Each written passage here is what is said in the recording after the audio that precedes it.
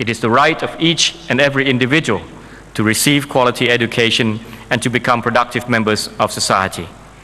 What we must ask ourselves is how and how far we are from making this a reality. As part of the second decade of education reform in Thailand, the Thai government is investing in education and focusing on the quality of teachers as a factor determining the desired morality-led and knowledge-based economy and society. Launched in 2009, the 15-year free quality education project has been an important strategy for maintaining education access and participation of all students, especially those most at risk as a result of the economic downturn. This applies equally to non-Thai citizens, especially the most vulnerable in society. Integration in the school curriculum helps educate young people to be mindful of the impact their actions have on the lives and livelihoods of future generations. It also instills in them a sense of social responsibility and leadership. This, we believe, is the key to sustainable development. This also improves the overall quality of life of the Thai people under the guidance of His Majesty the King's philosophy of sufficiency economy for many decades. The philosophy's central principles include moderation, responsible consumption, and proper risk management. And for the Thai people, this is applied in real life. As we move closer towards realizing the ASEAN community in 2015, member states are taking steps to ensure that the peoples benefit from regional integration. In Thailand, we aim to shift the vocational basic education student ratio to 60-40. And we have established a professional qualifications institute to facilitate the development of manpower and match its supply with the needs of the market. We are also upgrading the skills of the existing workforce. This meeting will allow us to determine what form of contributions UNESCO and other Education for All partners can provide, how existing projects and initiatives can be adjusted and improved, and what new avenues there are to explore. It also enables us to review progress, share our experiences, and support each other's efforts to move forward. It will encourage national, regional, and global collaboration across all sectors. In this regard, Thailand reaffirms its support to UNESCO and its commitment to the achievement of the Education for All goals. May I express my gratitude to Your Royal Highness for graciously presiding over the opening ceremony of the 10th meeting of the High-Level Group on Education for All.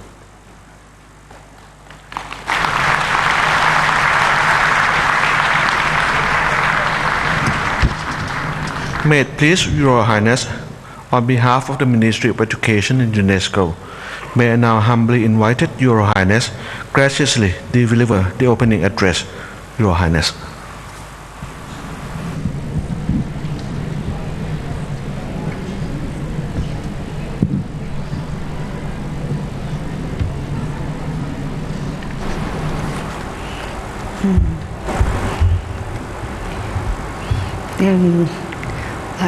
Please sit down because my speech will be long.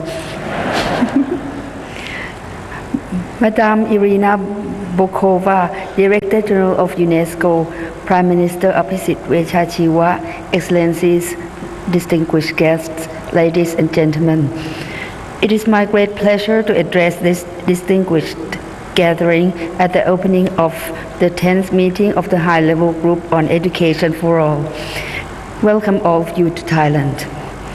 20 years ago, in 1990, I stood here in Jomtien before many distinguished members of the international community assembled for the World Conference on Education, from which the Education for All, or EFA, campaign was first launched.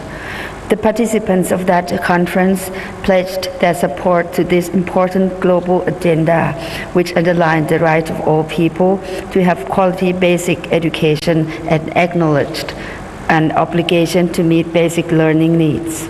The Jomtien Declaration in that conference has guided the world's education development ever since.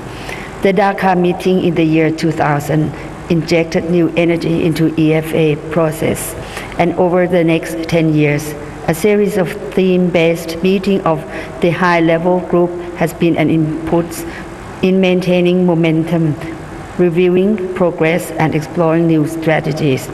I myself joined the 5th high-level group meeting in Beijing in 2005. I have been a strong advocate of EFA as reflected in my own work in the past 30 years and also in many more years to come. Most countries, including Thailand, have made considerable progress towards the 6 goals of EFA, and I would like to congratulate all of you for the efforts towards the success of EFA. The past 20 years were the time of rapid changes that occurred globally, posing many new problems and crises now and in the future. We are faced with climate change, environmental deterioration, natural resource depletion, and diminishing fossil energy. Change in the population structure towards aging society and rapid rate of urbanization in many countries have led to new socio-economic patterns and problems in a short period of time. Climate change affects agriculture, especially in the tropical zone, where biodiversity is rich and food source is plentiful. Therefore, world food security may be at risk in the near future. There have already been many international dialogues and agreements in order to at least slow down the pace of global change and its undesirable effects. In all discussions, education is an important key. 2 decades have passed, and the EFA serves twofold from now on. One is about 6 goals to secure the right of all human beings to receive basic education, and the other is about the responsibility of an individual as a global citizen to take care of global problems. In this way, education for all is beyond literacy and skills. It includes knowledge, know-how, and concern about global issues. More than 30 years in the remote schools, I have incorporated those issues into students' and learning activities in many ways. For example, there are environmental lessons in the formal curriculum as well as in extracurricular activities. In each school, students work on organic agriculture to produce their own food. They learn how to manage water, energy, and waste to keep their school environment in balance. Each school has a botanical garden where students learn in depth about plants, especially local plants and forests. From these practices, they grew love of nature and deep interest in biodiversity, genetic resource, and environmental conservation. In principle, they learn and practice His Majesty's philosophy of sufficiency economy. Education can raise awareness and build up necessary skills and habits for a person to cope with those problems at individual, family, and community levels. For skilled workers, they need to be educated on how an organization can contribute to society. For business and corporate leaders, they should take leadership in keeping their business clean, green, and energy saving. For governmental and political leaders, they should give priority to these environmental issues. In short, the EFA should address global change firmly and continuously. Otherwise, our world could turn into a miserable place more quickly than we can imagine. Other fast changes since 1990 are population structure and socio-economic conditions. Statistics shows that many development countries in 60s and 70s, including Thailand, are catching up with the industrialized countries in many aspects. For example, some countries in Asia have fared very well in the indicators like higher per capita GDP, lower fertility rate and child mortality rate, higher life expectancy. In Thailand, the population is still growing even though the growth rate has dropped to only 0.6%. Like many countries, our population structure has changed and will change rapidly from now on. For example, there were 7.7% elderly people in 1990. Now it is about 11.8% of the 67 million population. It will be 17.2% in about 10 years, when it will exceed the number of children of age 15 and under. An agricultural country like Thailand becomes a fast-aging society in which the fertility rate is declining, and its agricultural manpower is quickly decreasing from about 70% to less than 40% in just 2 decades. Moreover, between 1900 and 2000, the world population tripled, reaching about 6 billion in the year 2000.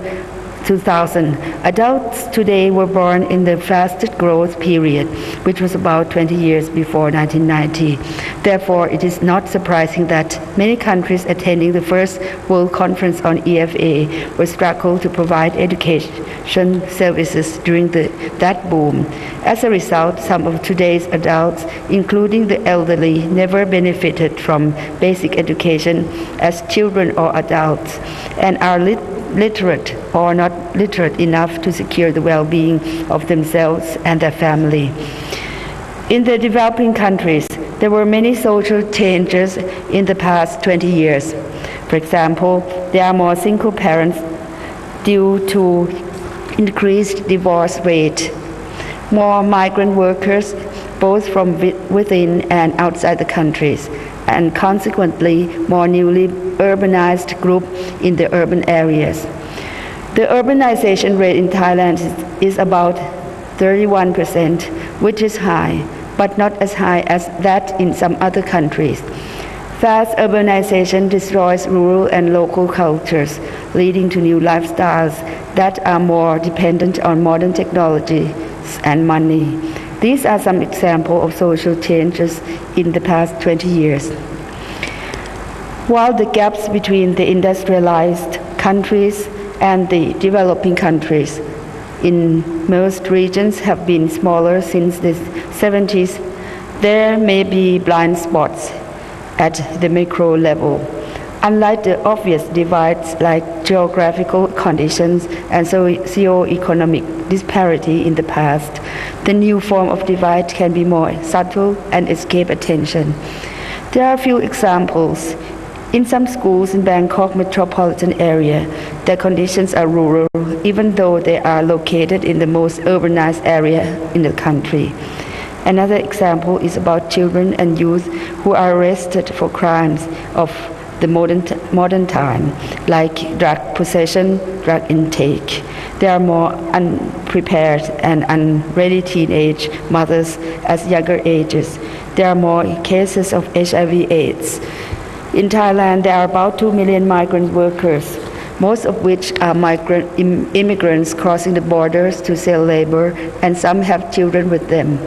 There is yet an IT and technological divide, barring many people from useful information and services.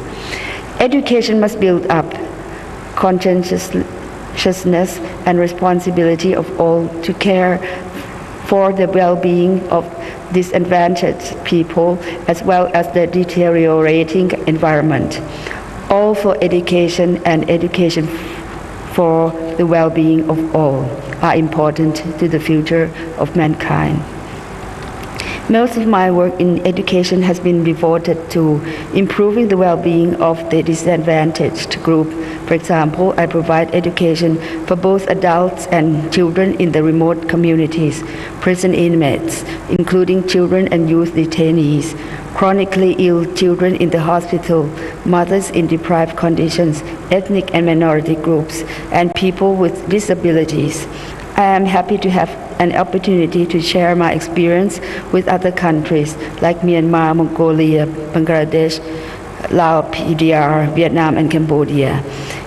In my 30-year experience, my primary focus has been on agriculture in schools because agriculture is a sustainable food source and also a good learning tool. I regard schools as the centers for community development, where I concentrate on health, sanitation, environment, natural resources, and cultural heritage through education and trainings. My target groups are usually outside the mainstream population. I am convinced that education can really make a difference or even a miracle, but only if we reach out to them.